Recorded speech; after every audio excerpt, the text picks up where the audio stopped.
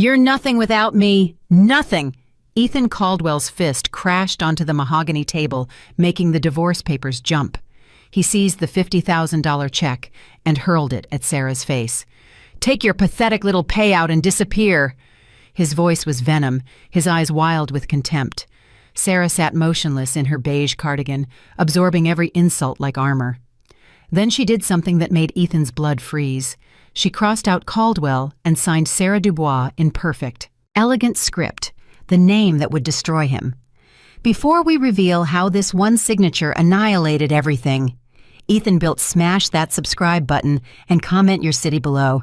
Trust me, you won't believe where this goes. Ethan leaned back in the leather chair, arms crossed over his custom-tailored suit, grinning like a man who just won the lottery. In his mind he had freedom, finally. No more pretending to care about book clubs or Sunday brunches. No more playing the devoted husband to a woman who wore cardigans from outlet malls and made meatloaf on Tuesdays. He was done, and God, it felt good. Sarah sat across from him in that beige cardigan. He despised her hands folded neatly in her lap. She looked exactly like what he thought she was. Small, boring, forgettable. A placeholder wife from a chapter of his life he was ready to burn.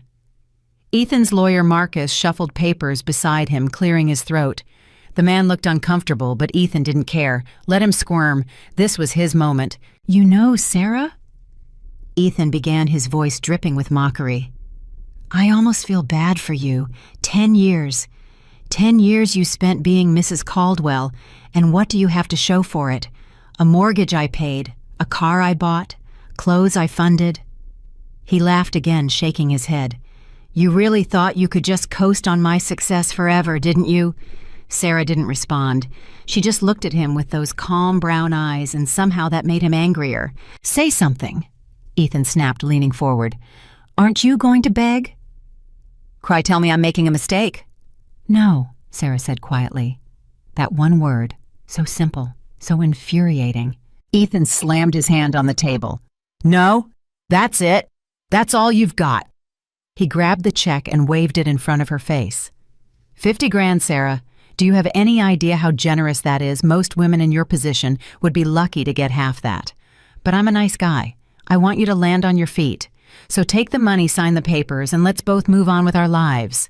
Sarah reached for the pen. Ethan's grin widened. Finally. Finally, she was going to do what she was supposed to do. Disappear. Fade into whatever quiet, unremarkable life she'd go back to. Maybe she'd get a job at a library. Maybe she'd find some other guy to leech off of. He didn't care, as long as she was out of his way. She picked up the pen, and for a moment, Ethan felt a surge of triumph so powerful he wanted to stand up and cheer. This was it, the official end, the moment he became untethered from the dead weight of his past. But then Sarah did something strange. She crossed out her married name. Ethan frowned. What are you doing? Sarah didn't answer. She wrote slowly, carefully, each letter deliberate. When she finished, she set the pen down and slid the papers back across the table. Ethan picked them up, his eyes scanning the signature line, Sarah Dubois. He blinked. Dubois? What the hell is that your maiden name? Yes, Sarah said. Ethan snorted. Okay, sure, whatever makes you feel better. He handed the papers to Marcus, who took them with a tight-lipped nod. Sign your little name, Sarah Dubois, like it matters, like anyone's going to remember you existed. Sarah stood up. She smoothed the front of her cardigan, picked up her purse, and turned toward the door. Wait, Ethan said, suddenly irritated that she wasn't reacting the way he wanted. Aren't you going to take the check? Sarah paused her hand on the doorknob.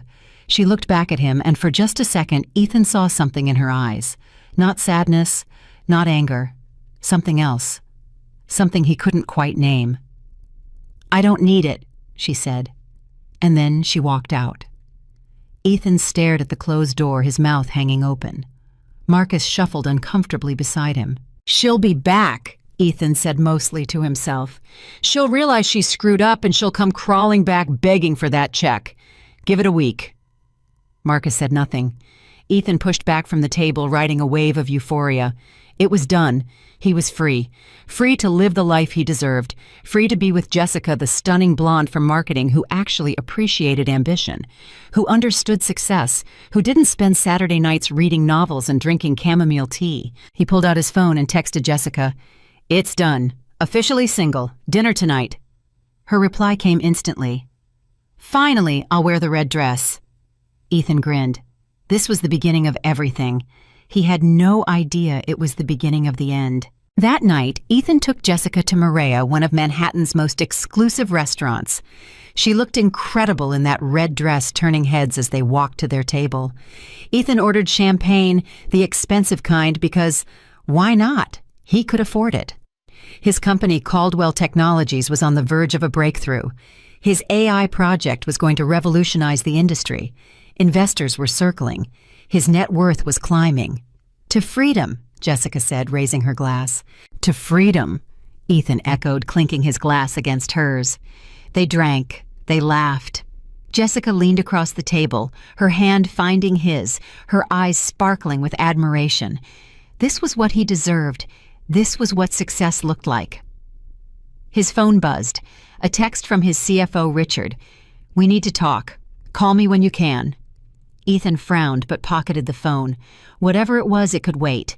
Tonight was about celebrating.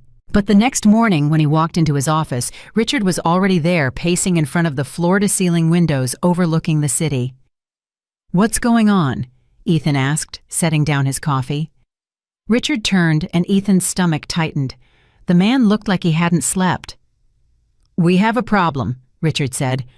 "What kind of problem?" "The kind that could sink us." Ethan's jaw tightened. "Explain." Richard pulled out a tablet and handed it to Ethan. "Our primary lender. They're calling in the loan." Ethan stared at the screen. Why we've never missed a payment?" "I know, but they're exercising a clause in the contract. They have the right to demand full repayment within 30 days if certain conditions are met." "What conditions?" "Change of ownership." Ethan's blood ran cold. "Change of ownership? What are you talking about? Who owns the bank?" Richard swallowed hard. "That's the thing. I've been digging all morning. The bank we've been working with, Hartley Capital, it's owned by a holding company. And that holding company is owned by another holding company. And that one is owned by an investment group. I traced it back as far as I could, and Ethan, it all leads to the same place." "Where?" "The Dubois Group." Ethan froze. The name hung in the air like a guillotine blade. "Dubois," he repeated slowly. Richard nodded. "Ever heard of them?" Ethan's mind was racing. Dubois. Sarah Dubois. No, that was impossible. That was insane. Sarah was a nobody, a housewife, a woman who clipped coupons and shopped at Target. She couldn't be connected to something called the Dubois Group. Could she? "What is the Dubois Group?" Ethan asked, his voice tight. Richard hesitated. "I don't know much. They're private. Very private. But from what I can tell, they're massive. Like bigger than anything you've ever heard of. They own stakes in banks, real estate tech companies, energy pharmaceuticals. If the rumors are true, they're worth trillions." Ethan felt the room tilt. Trillions with a T. And they own our lender. Looks like it. Ethan sat down hard in his chair. His hands were shaking. "This is a coincidence. It has to be." "Maybe," Richard said, but he didn't sound convinced. Ethan grabbed his phone and dialed Sarah's number. It rang once, twice, 3 times, then voicemail, her voice calm and familiar, asking him to leave a message. He hung up and tried again. Same thing. "Damn it," he muttered. He tried a 3rd time. On the 4th ring, someone picked up, but it wasn't Sarah. "Mr. Caldwell," a man's voice said. Crisp, French accent, cold as winter. "Who the hell is this?" Ethan demanded. "Where's Sarah?" "My name is Henri. I am Mrs. Dubois's personal assistant." Ethan's heart stopped. "Mrs. Dubois?" "Yes, and I'm calling to inform you that Mrs. Dubois will no longer be taking your calls. She has moved on. I suggest you do the same." Wait, Ethan said, panic rising in his chest. "I need to talk to her. It's important." Mrs. Dubois is quite busy, Mr. Caldwell. She has no time for former acquaintances. Former acquaintances, I was her husband. Was, Henri said, emphasizing the word. Past tense. Good day, Mr. Caldwell. The line went dead. Ethan stared at the phone, his pulse hammering in his ears. This wasn't real. This couldn't be real. He looked up at Richard. Get me everything you can find on the Dubois group. I don't care what it costs. I need to know who they are and what they want. Richard nodded and left the office. Ethan sat alone, staring out at the city. The same city he'd conquered. The same city that was now starting to feel like a cage. His phone buzzed. A text from Jessica. Lunch today, I have news. Ethan didn't respond. He couldn't. His entire world was unraveling, and he didn't even understand why. By the end of the week, Richard had compiled a file. It wasn't much. The Dubois group was like a ghost. No public records, no press releases, no CEO listed anywhere. But there were whispers, stories from people who claimed to have worked for them, accounts of entire companies being bought and dismantled overnight, fortunes made and destroyed with a single phone call. And at the center of it all was a name that kept appearing. Sarah Dubois. Ethan read the file 3 times each pass, making his stomach churn harder. There were photos, old ones, society pages from Paris and Monaco, a young woman in an elegant gown standing beside European dignitaries. The caption read, Sarah Dubois, heiress to the Dubois fortune, attends the annual Geneva summit. It was her, younger, different, but unmistakably her. Ethan felt like he was drowning. How had he not known? How had she hidden this? He thought back to their wedding, small, quiet. She'd insisted on it, said she didn't like big crowds. He'd thought it was charming, modest. Now he realized it was calculated. He thought about their life together, the way she never asked for anything, never complained, never demanded the lifestyle he was building. She didn't need his money. She had her own, more than he could ever dream of, and she'd let him believe he was the one in control. Ethan's phone rang. Unknown number. He answered. Mr. Caldwell, a woman's voice said. Professional. Detached. This is Claire Winters from Hartley Capital. I'm calling to schedule a meeting regarding your outstanding loan. I want an extension, Ethan said immediately. I'm afraid that's not possible. Then I want to speak to whoever's in charge, whoever made the decision to call in the loan. There was a pause. Mr. Caldwell, the decision came from the top, and the top doesn't take meetings with borrowers. Who is the toppy? Another pause, longer this time. I'm not at liberty to say. Is it Sarah Dubois? The silence that followed told him everything he needed to know. Good day, Mr. Caldwell, Claire said, and the line went dead. Ethan threw his phone across the room. It hit the wall and shattered. This was her. This was Sarah. She was doing this. She was destroying him. But why? He racked his brain searching for an answer. Had he been cruel? Yes, but not cruel enough to deserve this. Had he cheated? Technically, no. He'd waited until the divorce was finalized. Had he taken something from her? No. She'd walked away with nothing. So why? The answer came to him slowly, like a cold wind creeping through a cracked window. Because she could. Because he'd underestimated her, mocked her, dismissed her. And now she was showing him exactly what that cost.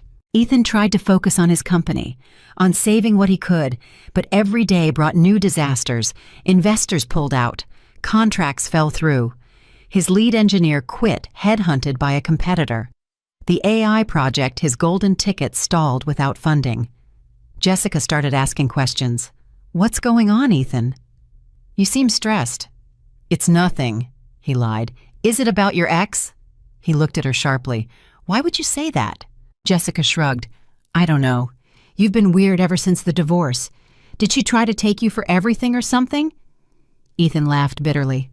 No, she didn't take anything. Then what's the problem? He couldn't explain it. How could he tell Jessica that his ex-wife was a trillionaire heiress who was quietly dismantling his entire life? She'd think he was crazy. Hell, he still wasn't sure he believed it himself. But the evidence kept piling up. Every financial door that slammed in his face led back to the same shadowy network of companies. And at the center of that network was the Dubois Group. One night, Ethan sat alone in his apartment drinking scotch and staring at the divorce papers. He read Sarah's signature over and over. Sarah Dubois. How had he missed it? How had he been so blind? His phone buzzed. A text from an unknown number. "You should have been kinder." Ethan's blood turned to ice. He stared at the message, his hands trembling. He typed back. Sarah, no response. He tried calling the number. It didn't even ring. Just a recorded message saying the number was no longer in service. Ethan downed the rest of his scotch and poured another. His empire was crumbling. His future was disappearing. And the woman he'd spent 10 years underestimating was the one holding the knife. He thought about that last look she'd given him in the conference room, that unreadable expression. He'd thought it was defeat. Now he knew it was pity. She'd already won, and he hadn't even known they were playing. The next 3 weeks were a descent into hell. Ethan woke up every morning with his chest tight, his mind racing through spreadsheets and projections that no longer made sense. The numbers that had once promised billions now screamed bankruptcy. He stopped sleeping through the night, started drinking before noon. Jessica noticed, but said nothing, her concerned glances turning into something colder as the days passed. Richard came to his office every morning with worse news. First, it was the lender. Then it was the investors. Then it was the clients. One by one, they all disappeared like smoke. "I don't understand," Ethan said, staring at yet another termination notice. "We had a signed contract with Meridian Tech, 3 years. How can they just walk away?" Richard looked exhausted. "They cited the volatility clause, said our financial instability poses too much risk." Financial instability. We were fine a month ago. "Were we?" Richard asked quietly. Ethan looked at him sharply. "What's that supposed to mean?" Richard hesitated, then pulled out another folder. "I've been going through our books, really going through them, and Ethan, there are some irregularities." "What kind of irregularities?" "The AI project, the one you said you developed yourself. The patents are filed under a shell company." Ethan's blood ran cold. "So that's standard practice for intellectual property protection. Except the shell company isn't yours. It's owned by an investment group based in Geneva, and that group is a subsidiary of, don't say it, the Dubois Group." Ethan stood up so fast his chair crashed backward. "That's impossible. I built that AI. I wrote the code. I hired the team." "Did you?" Richard asked. "Or did someone fund it? Someone who made sure their name never appeared on any documents you actually saw?" Ethan's hands were shaking. He thought back to the early days of Caldwell Technologies. He'd been working out of a garage, barely scraping by when the first real money came in. An anonymous investor, a friend of a friend. Sarah had handled the paperwork. She'd said she wanted to help, wanted to support his dreams. Oh, God. "It was her," Ethan whispered. "It was her the whole time." Richard said nothing. Ethan grabbed his phone and called Sarah's number again. It went straight to a message that the number had been disconnected. He tried the old house. Disconnected. He tried her sister. The call was answered on the second ring. "Hello?" "Linda, it's Ethan. I need to talk to Sarah." There was a long pause. "Sarah doesn't want to talk to you." "Please, I just need 5 minutes. I need to understand what's happening." "What's happening?" Linda's voice turned sharp. "What's happening is that you spent 10 years treating my sister like she was nothing, like she was lucky to have you. And now you're surprised that she's done being treated that way. I didn't know?" "You didn't know because you never asked. You never wondered why she never needed your money, why she never asked for anything. You just assumed she was simple, boring, beneath you." "Linda, please." "She loved you, Ethan, really loved you. And you threw it away for what, a younger woman, a bigger ego. I hope it was worth it." The line went dead. Ethan stared at the phone, his heart hammering. Loved. Past tense. His office door burst open. Jessica stood there, her face flushed with anger. "We need to talk," she said. "Not now, Jessica." "Yes, now." She slammed the door behind her. "What the hell is going on? I just got a call from my mother. She said she saw an article about Caldwell Technologies facing bankruptcy. Is that true?" "It's complicated." "Complicated?" Jessica's voice rose. Ethan, I left my job to be with you. You said you were going to be the next Elon Musk. You said we were going to have everything. And we will. I just need to figure some things out. Jessica crossed her arms. Is this about your ex-wife? Ethan's jaw tightened. What? You've been obsessed with her since the divorce, constantly checking your phone, making weird calls. What did she threaten you or something? You wouldn't understand. Try me. Ethan looked at Jessica, really looked at her. She was beautiful, ambitious, everything he thought he wanted. But standing there in his crumbling office, he realized he didn't know her at all, didn't trust her, didn't love her. Sarah is not who I thought she was, he said carefully. What does that mean? It means she's powerful, more powerful than I ever imagined, and I think she's the one destroying my company. Jessica stared at him. Then she started laughing. Are you serious right now? Your boring ex-wife in the beige cardigans is some kind of corporate mastermind. Ethan, listen to yourself. You sound insane. I'm not insane. Then prove it. Show me evidence. Show me something that proves she's doing this to you. Ethan opened his mouth, then closed it. What could he show her circumstantial connections? A name that kept appearing in holding companies. It all sounded crazy when he said it out loud. Jessica's expression softened. Baby, I think you're having a breakdown. The stress of the company, the divorce, it's all too much. Why don't you take a few days off, see a therapist? Get some help. I don't need help. I need to fix this. How by chasing conspiracy theories about your ex-wife? Jessica shook her head. I can't do this. I can't be with someone who's falling apart. Jessica. I'm sorry, Ethan. Call me when you get your head straight. She walked out. Ethan sat down in his chair alone in his office, staring at the walls. Everything was falling apart. Everything. His phone rang. Unknown number. He almost didn't answer. Hello, Mr. Caldwell. It was Henri again. That same cold, polite voice. I'm calling to inform you of a development you may find interesting. What do you want? It's not about what I want. It's about what Mrs. Dubois wants. And right now, she wants you to know that your company's assets are being liquidated. Ethan's stomach dropped. What? The patents, the intellectual property, the technology you believed you created. It's all being transferred to its rightful owner. That's theft. That's corporate espionage. I'll sue. Henri's laugh was soft and devastating. You'll do nothing, Mr. Caldwell, because you have no legal standing. The patents were never yours. The technology was funded by the Dubois Group from day one. You were simply the face, the puppet. That's a lie.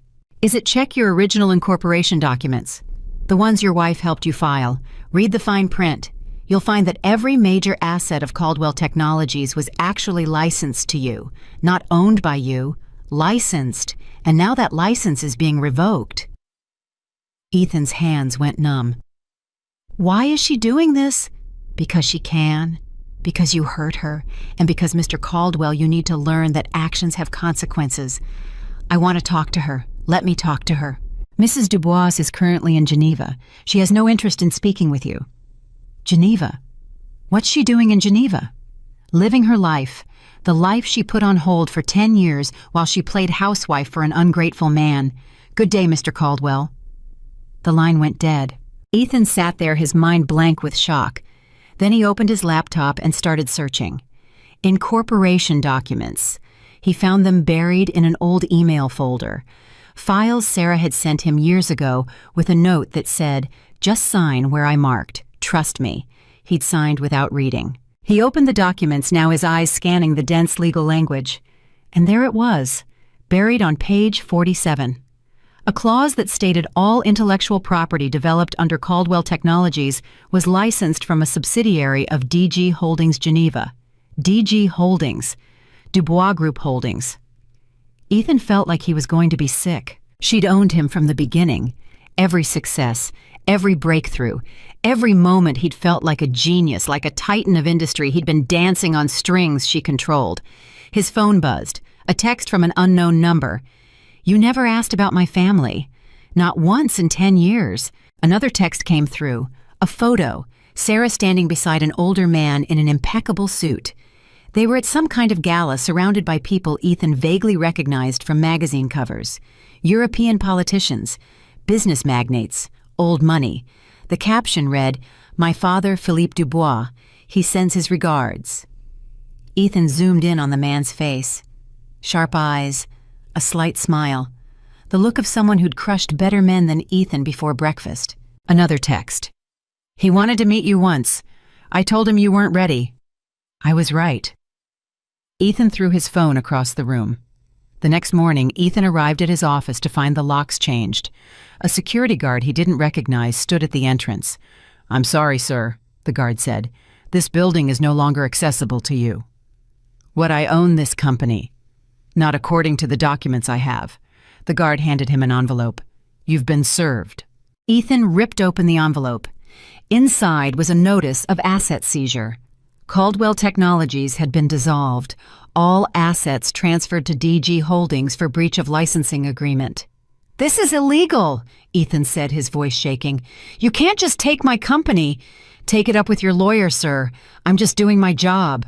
Ethan stumbled backward, the papers falling from his hands.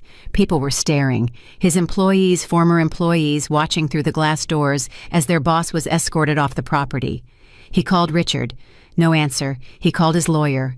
Voicemail. He called every board member, every investor. No one picked up.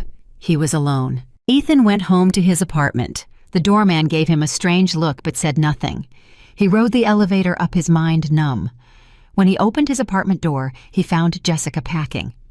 "What are you doing?" he asked. She didn't look at him. "I'm leaving."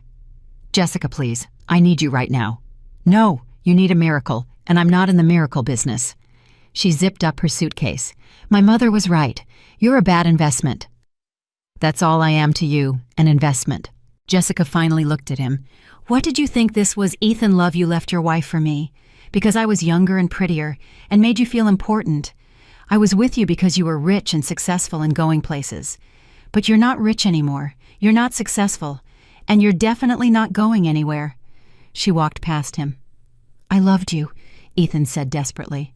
Jessica paused at the door. "No, you didn't. You loved what I represented, just like you never loved Sarah.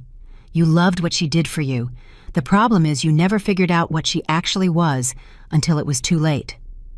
She looked at him with something almost like pity. "Goodbye, Ethan."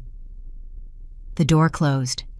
Ethan stood in the empty apartment surrounded by expensive furniture he could no longer afford, wearing a suit that cost more than most people's monthly rent, and realized he had nothing. His phone buzzed. Another text from the unknown number. "The Winter Solstice Gala is in 2 weeks. You should come. It would be educational." Ethan stared at the message.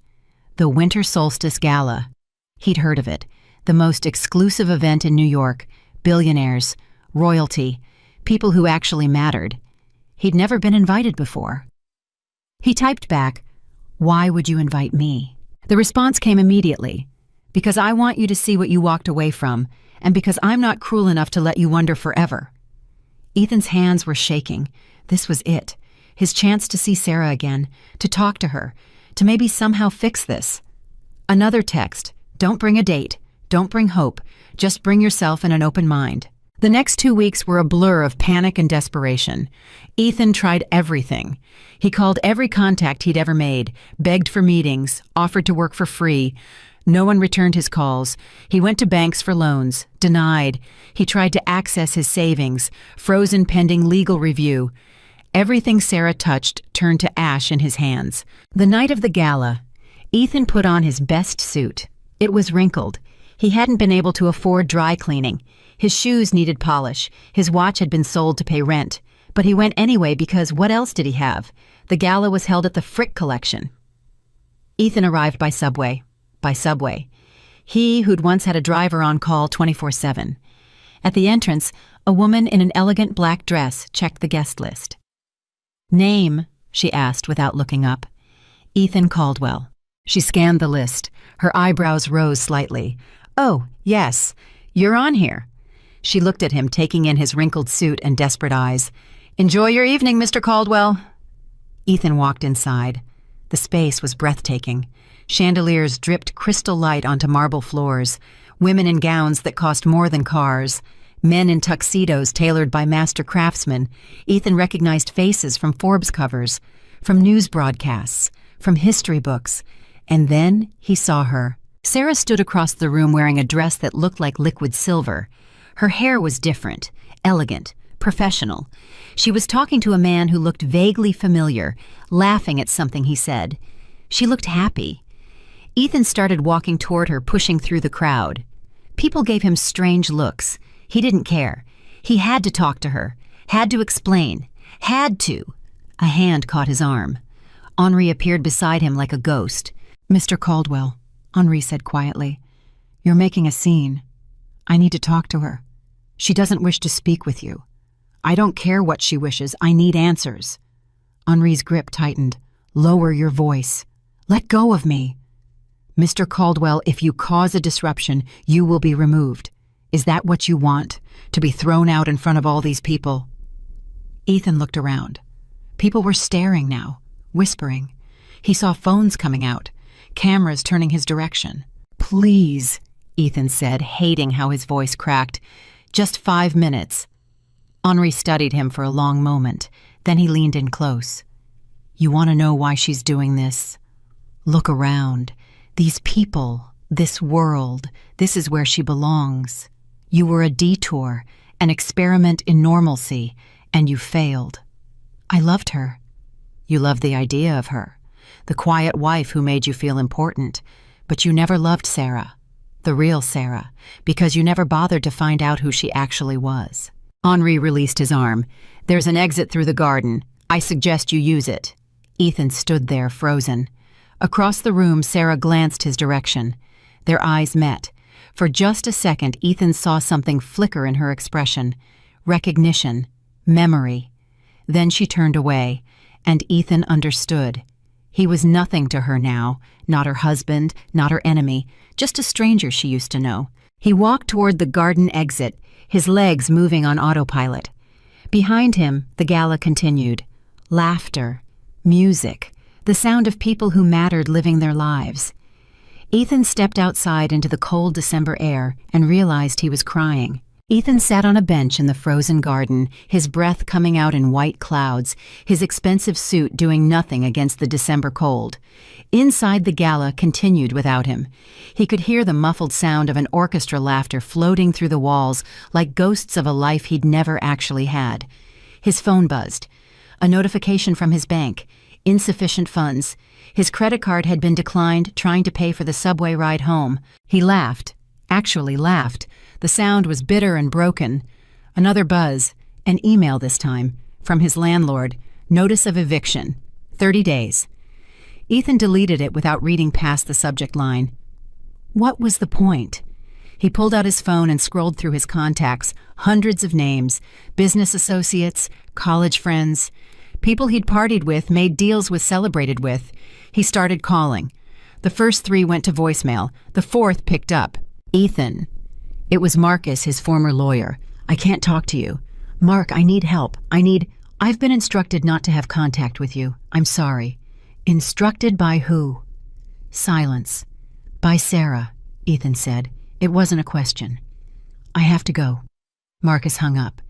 Ethan tried 5 more calls. Same result. Either they didn't answer or they found an excuse to get off the phone within seconds. It was like he'd been erased from existence. He was about to give up when his phone rang. Unknown number. He answered immediately. "Hello? Mr. Caldwell." Not Henri this time. A woman's voice. American. Professional. "My name is Catherine Mills. I'm calling from the offices of Philippe Dubois." Ethan's heart stopped. "Sarah's father." "Yes, Mr. Dubois would like to meet with you." "When? Now if you're available, a car is waiting outside the garden gate." Ethan looked up. Sure enough, a black Mercedes sat at the curb engine, running exhaust curling into the night air. "Why does he want to see me?" Ethan asked. "That's between you and Mr. Dubois. Will you accept the meeting?" Ethan thought about saying no, thought about walking away, finding whatever dignity he had left. But dignity didn't pay rent, didn't answer questions, didn't give him back what he'd lost. "I'll be right there," he said. The car ride took 20 minutes. The driver didn't speak. Classical music played softly through the speakers. Ethan watched Manhattan slide past the windows, all those buildings full of people living their lives completely unaware that his was ending. They pulled up to a building Ethan recognized, the Pierre Hotel, one of the most expensive addresses in the city. "Mr. Dubois is in the penthouse suite," Catherine said, appearing beside the car like she'd materialized from thin air. She was tall, elegant, probably in her 50s, the kind of woman who managed billionaires' lives without breaking a sweat. "Follow me." They took a private elevator. Catherine used a key card. The elevator rose smoothly quickly. Ethan's ears popped. The doors opened directly into the suite. Ethan had been in luxury before. He thought he understood wealth, but this was different. This wasn't new money trying to impress. This was old money that didn't need to prove anything. The furniture looked like it belonged in a museum. The art on the walls probably cost more than Ethan's entire company had been worth. "Mr. Caldwell," a voice said. Philippe Dubois stood by the window, hands clasped behind his back, looking out at the city lights. He was exactly as he'd appeared in the photo. Late 60s, maybe early 70s, silver hair, impeccable posture, the kind of presence that filled a room without effort. He turned and Ethan saw Sarah in his eyes, the same calm intelligence, the same ability to see right through you. "Sit," Philippe said. Not an invitation, a command. Ethan sat. Philippe walked to a bar cart and poured 2 glasses of cognac. He handed one to Ethan, then settled into the chair opposite him. "Do you know what this is?" Philippe asked, gesturing to the glass. "Cognac. Louis XIII. This bottle is worth approximately $40,000. The cognac inside is a blend of eau de vie aged up to 100 years. Philippe took a sip. "I tell you this not to impress you, but to illustrate a point. Some things take time, patience, an understanding of value that extends beyond immediate gratification." Ethan said nothing. "My daughter spent 10 years with you," Philippe continued. 10 years playing a role. "Do you know why?" "No." "Because she loved you?" Philippe said it simply, like stating a fact. "She met you at a coffee shop. You were nobody, working on some app that would never go anywhere.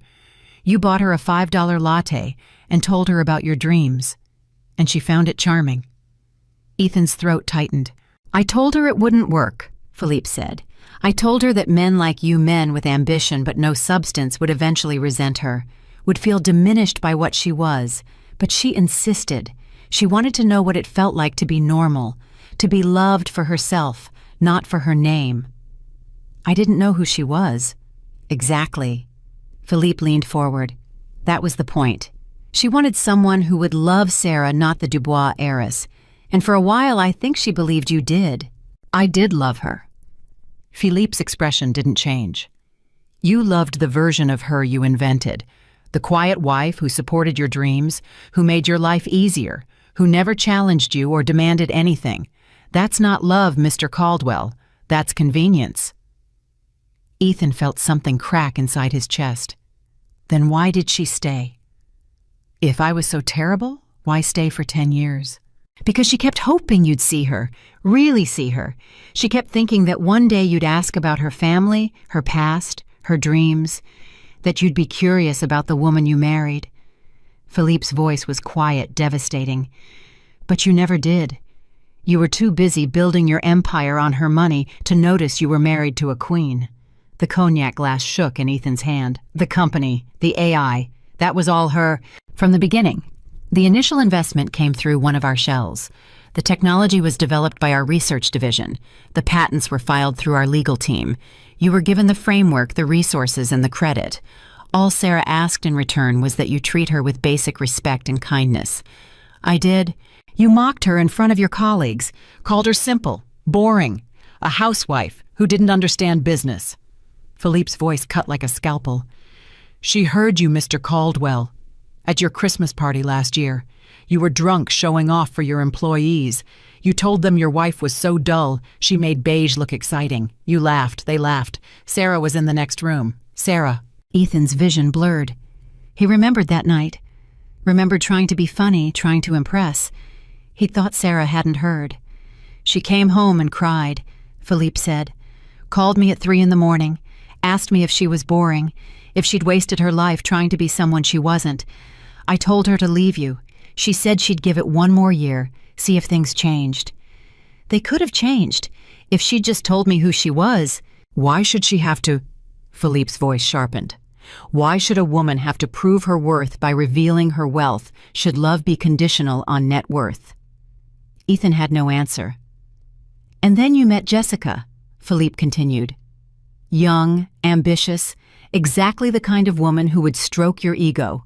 Sarah knew within a week. She has excellent investigators. She could have exposed you immediately, destroyed you, but she waited, gave you the chance to be honest, to choose her.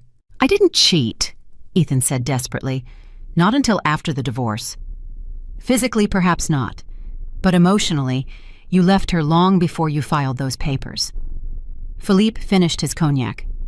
Sarah asked me to let her handle this herself, no interference. She wanted to see what you would do when she stopped playing the role you'd assigned her, when she stopped being small to make you feel big. So this is all punishment revenge. No, Mr. Caldwell. This is education. You needed to learn that actions have consequences, that people are not props in your story, that the quiet woman in the beige cardigan might be the most powerful person in any room. Ethan's hands were shaking. What happens now? Philippe stood. Now you rebuild, or you don't. That's entirely up to you. I have nothing. No money, no company, no home. How am I supposed to rebuild from nothing? The same way most people do. You work, you struggle, you learn humility. Philippe walked to a desk and pulled out an envelope. Sarah wanted me to give you this. Ethan took the envelope with trembling hands. Inside was a single key and a note. The note read, "There's a cottage in the Swiss Alps. Small, simple. Yours if you want it. No strings. Consider it a severance package for 10 years of your life, or consider it proof that I'm not the monster you think I am. Either way, we're done. Be well, Ethan. Try to be better." She's giving me a house. Ethan stared at the key. A cottage, Philippe corrected, worth approximately $300,000, enough to live modestly if you're careful. It's in a village called Grindelwald. Beautiful, quiet, far from everything you think matters. Why would she do this? Because despite everything, she doesn't want you to suffer. She wants you to learn. There's a difference. Philippe walked to the door, signaling the meeting was over. The cottage comes with one condition. What condition? That you never contact her again. No calls, no emails, no attempts to explain or apologize. You take the gift and you let her go. Ethan looked at the key in his hand. His last connection to Sarah. His last chance to fix things. "And if I don't take it," he asked, "then you leave here with nothing and you figure out your life on your own. But the offer expires tonight. Accept it now or lose it forever." Ethan's mind raced. A cottage in Switzerland. A chance to start over, but it meant giving up, meant accepting that he'd lost her completely. Can I at least see her one more time, just to say goodbye? Philippe's expression was carved from stone. She doesn't want to see you. That's the point, Mr. Caldwell. You don't get a dramatic goodbye. You don't get closure on your terms. You get what she's willing to give you, or you get nothing at all. Ethan stood there, the key, feeling like lead in his palm. "I need to think about it," he said. "You have until midnight." Philippe checked his watch. "That gives you 43 minutes. Catherine appeared as if summoned. "I'll show you to a room where you can consider your options." Ethan followed her to a smaller sitting room. She left him there, closing the door with a soft click. Ethan sat on an antique sofa staring at the key. Outside, New York glittered with a million lights, a million dreams, a million people who had no idea that his world had imploded. His phone buzzed, a text from Jessica. "I heard you crashed the gala. Are you okay?" He almost laughed. Now she cared. Now that he was at rock bottom, she wanted to check in. He typed back, "I'm fine." The response was immediate. "We should talk. I was too harsh earlier." Ethan deleted the message without responding. He knew what that meant. Jessica had heard about the cottage, heard about the severance package. She was circling back, hoping there was still something to salvage. Another text, this one from an unknown number, "Time's up in 30 minutes. Choose wisely." Ethan looked at the key again, thought about what accepting it meant. He'd be admitting defeat. admitting that he'd lost everything that mattered. But wasn't that the truth anyway? He thought about Sarah, really thought about her for maybe the first time in years, tried to remember when he'd stopped seeing her, when she'd become background noise in his own story. There'd been a night maybe 3 years ago. She'd asked him about his day, and he'd spent an hour talking about a difficult client. Then she'd started to tell him about a book she was reading, and he'd cut her off. Said he was too tired. Picked up his phone and scrolled through emails while she sat beside him in silence. He remembered now, the way her face had closed off, the way she'd said goodnight and gone to bed early. He'd thought she was being sensitive, dramatic. He hadn't realized he was breaking her heart. There'd been other moments, hundreds of them, thousands. Every time he'd dismissed her opinion, every time he'd made plans without asking her input, every time he'd introduced her as just my wife, like she was an accessory instead of a person. The door opened. Catherine stood there. "It's 11:57, Mr. Caldwell." Ethan looked at the key one last time. "I'll take it," he said. Catherine nodded. "There's a car waiting downstairs. It will take you to JFK. Your flight to Zurich leaves at 6 a.m. A driver will meet you at the airport and take you to Grindelwald." "That fast? Sarah believed you'd accept. She knows you better than you think." Catherine held out a folder. "Your new passport, new phone, new identity if you want it, or keep your name, your choice." Ethan opened the folder. Inside was a passport with his photo but a different name. Daniel Foster. A phone already activated. A credit card with a $10,000 limit. Instructions for accessing a bank account in Switzerland with enough to live on for a year. "She really thought of everything," Ethan whispered. "She always does." Catherine's expression softened slightly. "For what it's worth, Mr. Caldwell," she cried when she made these arrangements. "She may be done with you, but it still hurts her. Remember that." Ethan left the Pierre at 12:15 in the morning. The car took him through empty streets to JFK. He didn't sleep on the flight, just stared out the window at the darkness, thinking about everything he'd lost and everything he'd never actually had. When he landed in Zurich, a driver was waiting with a sign that read, "Foster." The drive to Grindelwald took 2 hours. Mountains rose around them, snow-capped and eternal. The village was tiny, postcard perfect, the kind of place where nothing happened, and that was the point. The cottage sat at the edge of the village overlooking a valley. It was small, like Philippe had said. 2 bedrooms, a fireplace, a kitchen with old appliances, but it was clean and warm and waiting for him. Ethan walked inside and found a note on the kitchen table. "You have a year to figure out who you are without the empire, without the money, without the performance. If you leave before then, the cottage reverts to the Dubois group. If you stay, it's yours. Use this time wisely, or don't. That's up to you now." There was no signature. Ethan sat at the kitchen table and finally let himself cry. Really cry. Not the bitter tears in the garden, not the angry tears in his apartment. These were different. These were grief. He'd lost Sarah, not because she'd been cruel, not because she'd wanted revenge, but because he'd failed to see her, failed to value her, failed to be the man she'd hoped he could be. And now he was here in a cottage in the Swiss Alps with nothing but time and silence and the crushing weight of his own failures. Outside, snow began to fall. The first week in Grindelwald, Ethan didn't leave the cottage. He barely ate. Mostly he sat by the window watching the snow fall, wondering how his life had come to this. The silence was suffocating. No emails, no meetings, no phone calls. Just him and the howling emptiness of his thoughts. On day 8, he ran out of food. The village store was a 10-minute walk down a winding path. Ethan pulled on the winter coat he'd found in the cottage closet and stepped outside. The cold hit him like a slap. He'd forgotten what real winter felt like, insulated as he'd been by heated cars and office buildings. The store was small family run. An older woman behind the counter looked up when he entered. "Guten Morgen," she said. Ethan stared at her blankly. She switched to English, her accent thick but warm. "Good morning. You are the new resident of the Mueller cottage, yes?" "Yes, how did you know?" "This is Grindelwald. Everyone knows everything." She smiled. "I am Heidi. You need help finding something." Ethan grabbed bread, cheese, eggs, coffee. Basic things. Things he'd never had to shop for himself before. Sarah had always handled the groceries, or they'd ordered in or eaten out. He couldn't remember the last time he'd actually cooked a meal. At the register, Heidi rang him up and gave him a total in Swiss francs that meant nothing to him. He handed her the credit card Catherine had given him. "We don't take cards here," Heidi said. "Cash only." "I don't have cash." "The bank is down the street. They have ATM." She started bagging his groceries anyway. "You pay me tomorrow, yes, I trust you." Ethan felt something crack inside him. This stranger trusted him more than anyone in his old life had. "Thank you," he managed. "Bitte. Welcome to our village."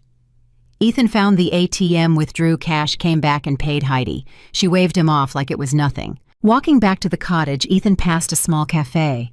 Through the window, he saw people laughing, talking, living normal lives. He thought about going in, but the idea of small talk with strangers made him feel sick. So he went home and ate cheese and bread alone. That night, his new phone rang. Unknown number. He answered, expecting Philippe or Catherine or Henri. "Hello." "Hello." "Mr. Caldwell." A different voice. Younger, male, American.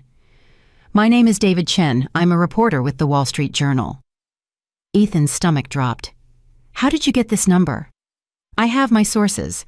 I'm working on a story about the collapse of Caldwell Technologies. I'd love to get your side." "I have nothing to say." "Really?" "Because the story I'm hearing is pretty wild. Genius entrepreneur discovers his ex-wife is actually a trillionaire heiress who bankrolled his entire career, then destroyed him after he divorced her for a younger woman. That's Shakespearean." "It's not that simple."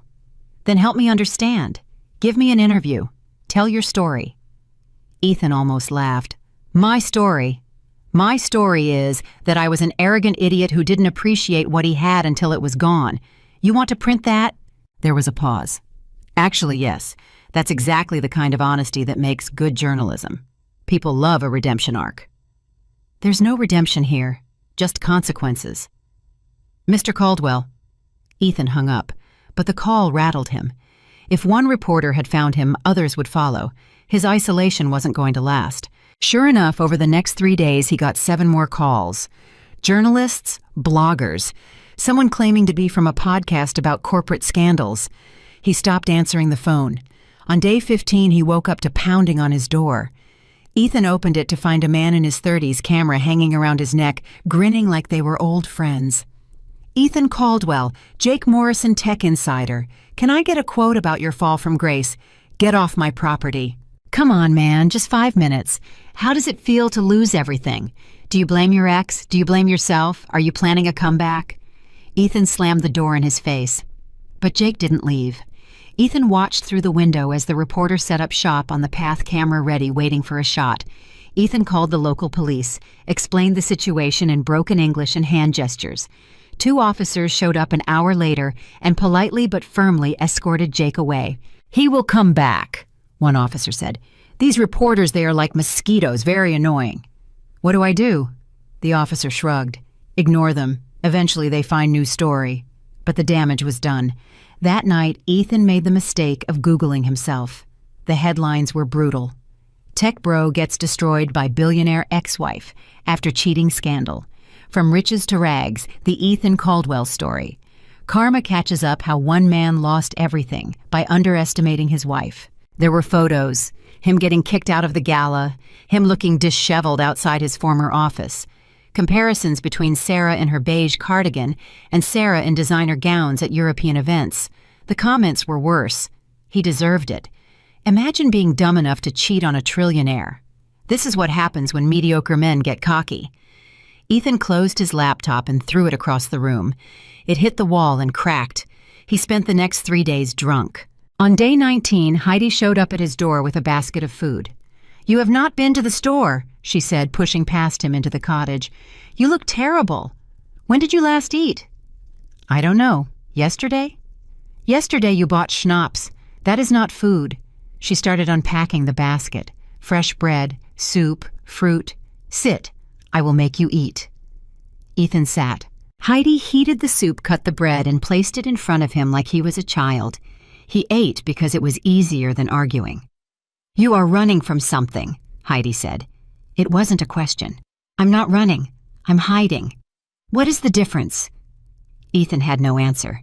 My husband died 5 years ago, Heidi said, sitting across from him. I thought I would die too. The grief, it was so heavy. I stayed in my house for months, would not see anyone, would not leave. One day my daughter came and dragged me outside, made me walk to the store, made me talk to people.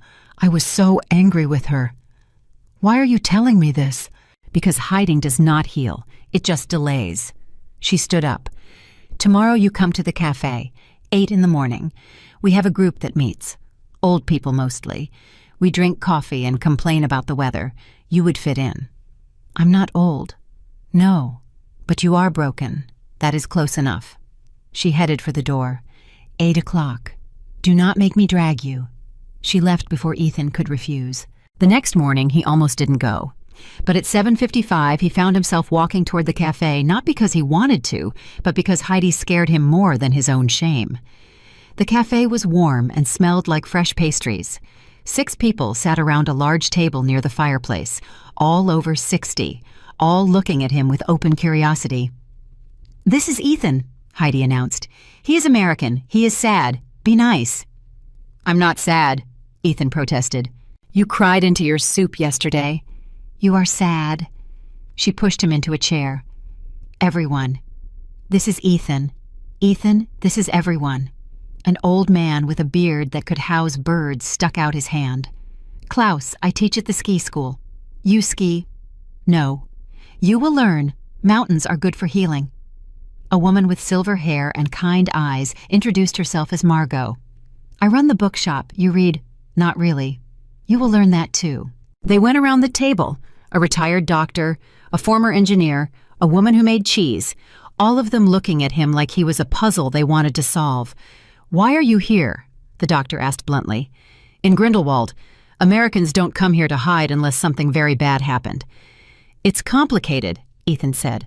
Everything is complicated until you say it out loud, Margot said. Then it is just truth. Ethan looked at these strangers, these kind-faced people who had no reason to care about him, and something broke. I destroyed my marriage because I was too arrogant to see my wife for who she really was. She was extraordinary, and I treated her like she was ordinary. When she left, she took everything because everything I had was actually hers. Now I'm here trying to figure out how to live with myself.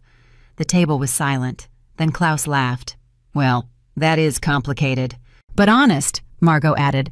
Honesty is a good start. They didn't judge him, didn't offer platitudes, just poured him coffee and started talking about other things. The weather, village gossip, Klaus's granddaughter who was dating an unsuitable boy. For the first time in weeks, Ethan felt something other than despair. Not happiness, not peace, but something like the memory of normalcy. He started going to the cafe every morning. On day 32, Klaus dragged him to the ski school. You cannot live in the Alps and not ski. It is disrespectful to the mountains. Ethan was terrible at it, fell constantly. Klaus laughed himself sick watching Ethan wipe out for the 15th time. You think too much, Klaus shouted. Stop thinking, just move. Stop thinking. If only it were that easy. But gradually, slowly, Ethan got better. His body learned what his mind couldn't process. How to shift weight, how to trust the mountain, how to fall and get back up. On day 48, Margot invited him to her bookshop. I need help organizing the new inventory. You look strong. Come lift boxes. Ethan spent the afternoon hauling books, and Margot paid him in coffee and conversation. You were rich before, yes? She asked. Yes. And now you are not. How does it feel? Ethan thought about it. Lighter and heavier at the same time. Good answer. She handed him a book. Read this. It will help. It was Marcus Aurelius. Meditations. Ethan almost laughed. Philosophy. Like that would fix anything. But that night he read it anyway. And something in those ancient words cracked open a space in his chest he didn't know was sealed. You have power over your mind, not outside events. Realize this and you will find strength. Ethan read that line 5 times. On day 63, Ethan's phone rang. Unknown number, but he answered anyway. Hello. Mr. Caldwell, it's Catherine Mills. His heart jumped. Is Sarah okay? She's fine. I'm calling because there's been a development you should be aware of. What development? Jessica Harper has filed a lawsuit against you. She's claiming you made promises of financial support and lifestyle maintenance that you've failed to honor." Ethan almost laughed. "I'm broke. What does she think she's going to get?" "She's also sold her story to a production company. They're making a docuseries about your relationship. It's called The Trophy Wife Who Wasn't." The laugh died in his throat. "Can they do that?" "It's America. They can do whatever they want. I'm calling as a courtesy to let you know you might start seeing cameras again." "Does Sarah know?" Mrs. Dubois is aware. She finds it distasteful but not surprising. How is she?" There was a long pause. "She's moved on, Mr. Caldwell. I suggest you do the same." Catherine hung up. Ethan sat there holding the phone, feeling something he couldn't name. Not jealousy exactly, more like grief for a door that had closed so completely he couldn't even see where it used to be. That night at the cafe, he told the group about Jessica's lawsuit. "Let her sue," Klaus said. "What can she take, your charming personality?" Even Ethan smiled at that. "These people, they are still living in the old story," Margot said. "You are writing a new one. Let them fight over the ashes." On day 90, spring came to Grindelwald. The snow melted. Flowers appeared. The village transformed into something almost magical. Ethan had been there 3 months, and he'd changed without noticing. He was leaner, quieter. His hands were rough from work helping Klaus at the ski school, hauling boxes for Margot, fixing things around the village for people who paid him in meals and conversation. He hadn't checked his email in weeks, hadn't Googled himself, hadn't thought about Caldwell Technologies or board meetings or any of it. One morning he woke up and realized he felt almost okay. Not happy, not whole, but okay. He was making coffee when someone knocked on his door. Not the aggressive pounding of a reporter, just a polite knock. Ethan opened it to find a woman in her 30s, professional but warm, holding a tablet. "Mr. Caldwell, I'm Anna Bergman. I'm an attorney representing the Dubois Group." His stomach dropped. "What now? May I come in?" He let her in, his mind racing through worst-case scenarios. Anna sat at his small kitchen table and pulled up documents on her tablet. "You've fulfilled the first 3 months of your residency requirement. Mrs. Dubois asked me to check in and assess your status."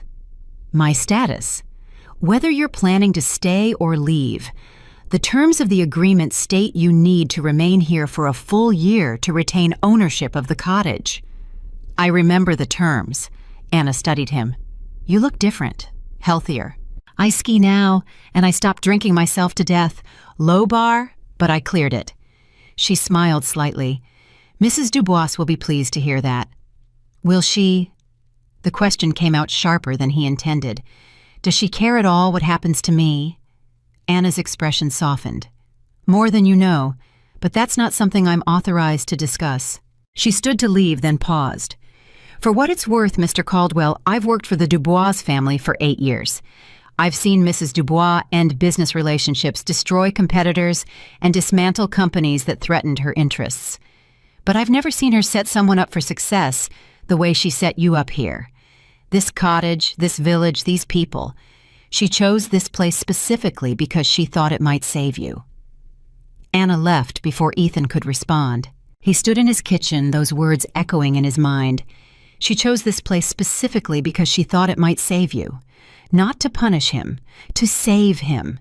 Ethan walked to the window and looked out at the village, at the mountains, at this small, perfect corner of the world that had somehow become home.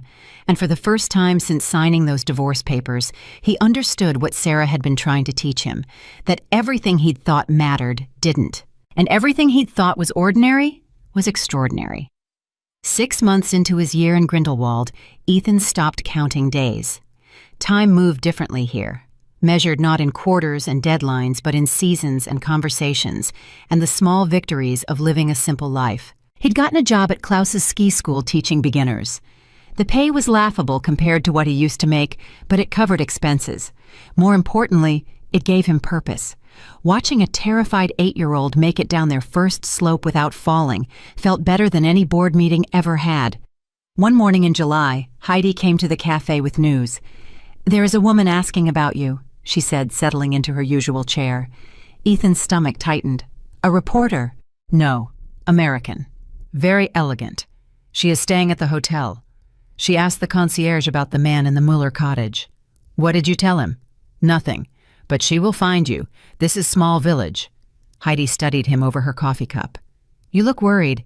Is this a bad woman? I don't know who it is. But he had a terrible suspicion. That afternoon, Jessica appeared on his doorstep. She looked exactly the same. Perfect hair, perfect makeup, designer clothes that cost more than his monthly salary. Ethan, she said like they were old friends, you're hard to find. That was the point. Can I come in? Every instinct screamed to say no, but curiosity won. He let her inside.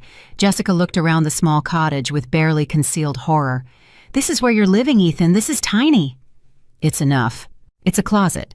She sat on his threadbare couch. I came because I owe you an apology. Ethan almost laughed. You flew to Switzerland to apologize. The lawsuit was a mistake. My lawyer convinced me I had a case, but honestly, I was just angry. Angry that you lied to me about who you were. I didn't lie. I was exactly who I said I was. I just didn't know what I actually had. Jessica waved that away. Semantics. Look, I'm willing to drop the lawsuit if you'll do something for me. There it was. The catch. What do you want? Ethan asked. An interview for the docuseries. Your side of the story. How Sarah destroyed you. How she manipulated everything. The world needs to know what kind of person she really is. Ethan felt something cold settle in his chest. Get out. Ethan, I said get out. Sarah didn't destroy me. I destroyed myself. And I'm not going to help you turn her into a villain to make yourself look better. Jessica's expression hardened. You're still protecting her after everything she did to you. Everything she did. She gave me 10 years. She funded my dreams. She supported me when I had nothing. And I repaid her by treating her like she was invisible. Ethan stood up. You want a villain for your story? Use me. Tell them I was an arrogant fool who threw away the best thing that ever happened to him. That's the truth. Jessica stood, her face flushed with anger. You've lost your mind. Living in this cottage playing ski instructor pretending you're happy. This isn't you. You're right. The man you knew isn't me. That was someone I was pretending to be. This is closer to who I actually am. Pathetic, Jessica spat. You had everything, power, money, status, and you're throwing it away for what, some redemption fantasy? I'm not throwing anything away. I'm learning to live with myself. That's more than I could do before. Jessica grabbed her purse. When this documentary comes out, you're going to look like a joke. I hope your pride is worth it. My pride already cost me everything that mattered. I've got nothing left to lose. She left, slamming the door hard enough to rattle the windows. Ethan sat down, his hands shaking. That night at the cafe, he told the group what happened. This woman, she wants to make you famous again, Klaus asked. Infamous. There's a difference. Let her talk, Margot said.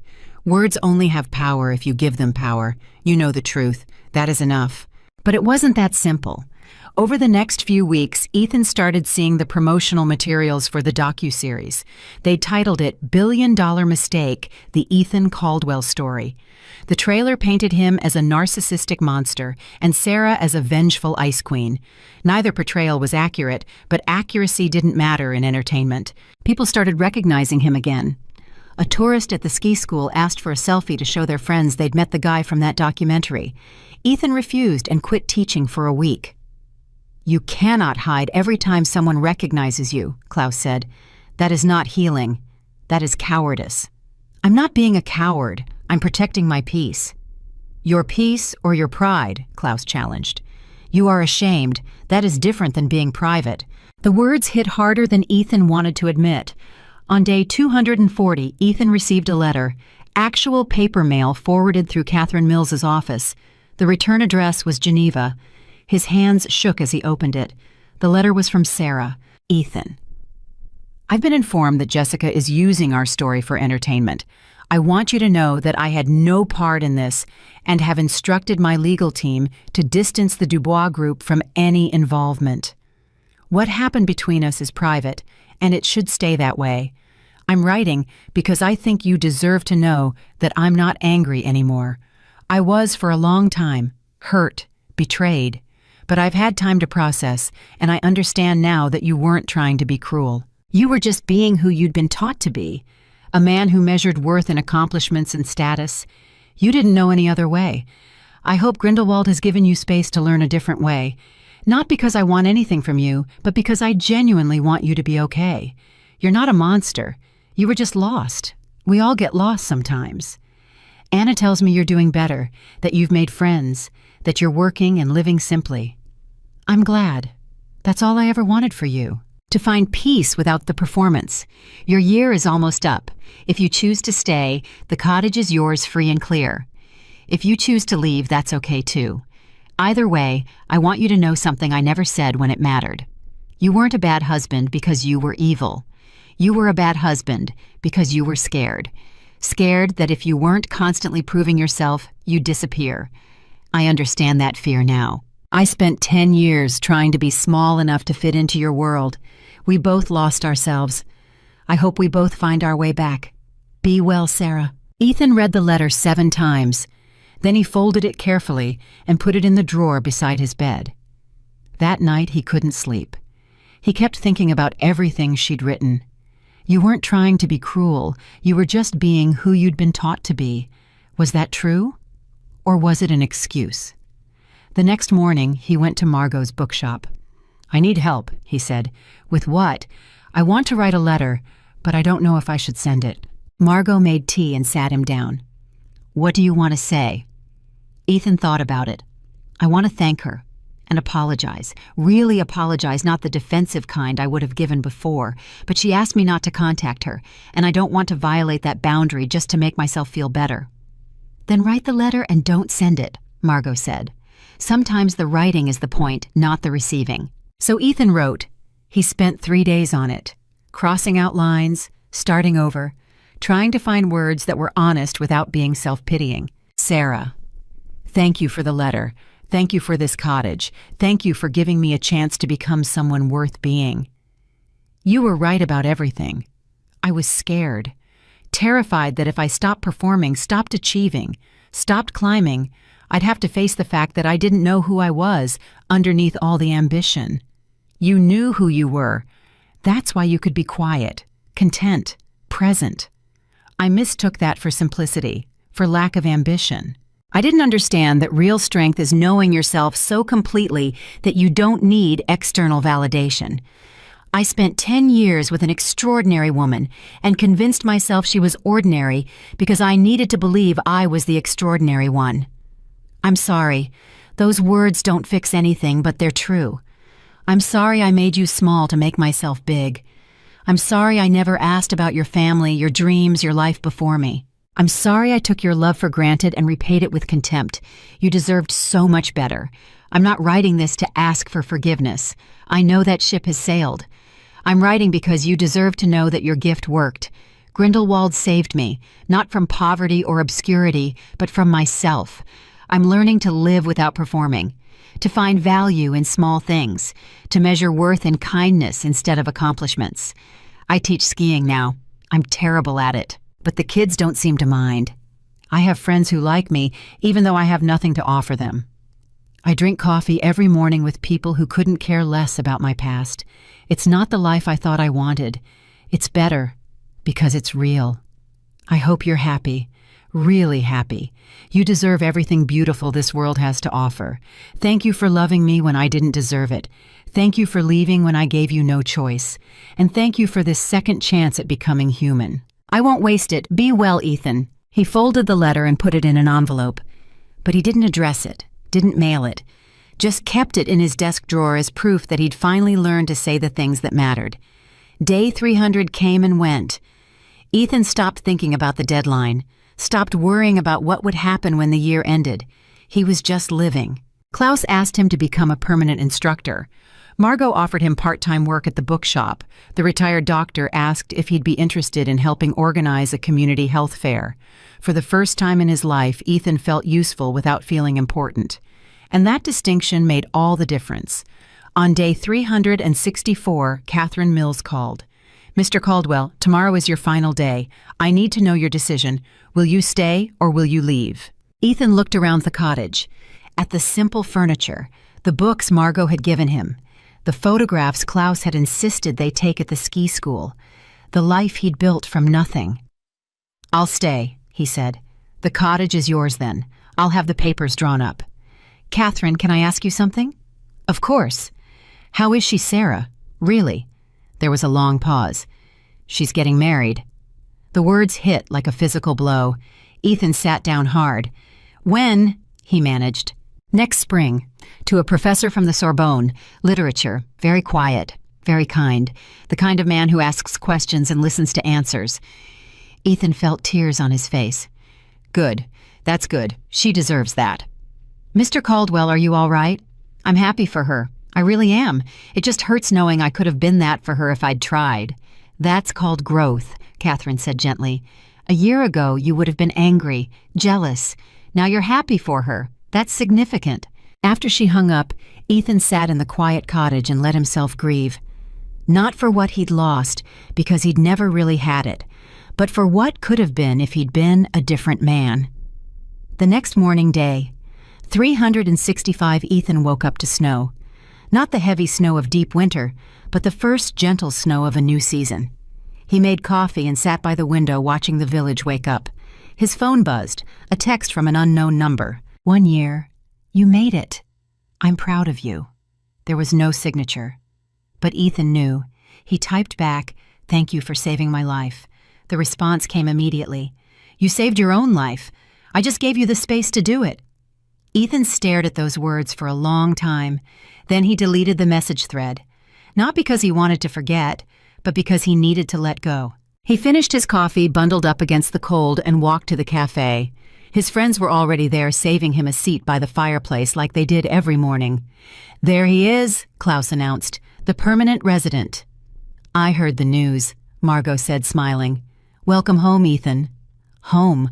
Not a cottage in Switzerland, not a backup plan or a consolation prize, but home. Ethan sat down, accepted the coffee Heidi poured him, and joined the conversation about nothing important and everything that mattered. He'd spent his whole life chasing significance and found it in the last place he'd ever looked. Not in boardrooms or bank accounts or beautiful women who made him feel important, but in simple mornings with kind people who saw him for exactly who he was and liked him anyway. Sarah had given him a cottage, but what she'd really given him was himself, the person he could have been all along if he'd just stopped performing long enough to be real. And maybe Ethan thought, as Klaus launched into another story about his impossible granddaughter, maybe that was the only kind of redemption that actually meant anything.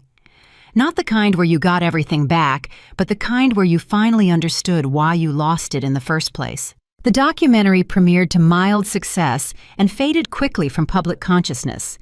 Jessica got her 15 minutes and moved on to her next relationship. The business world forgot Ethan Caldwell existed, and Ethan learned to be grateful for the forgetting. Years later, when tourists asked the locals about the American who taught skiing, they'd say he was a man who'd lost everything and found something better. They didn't know the details, didn't need to. What mattered was that he'd stayed, learned, changed, that he'd taken the gift he'd been given and built something real from it. Not an empire, just a life.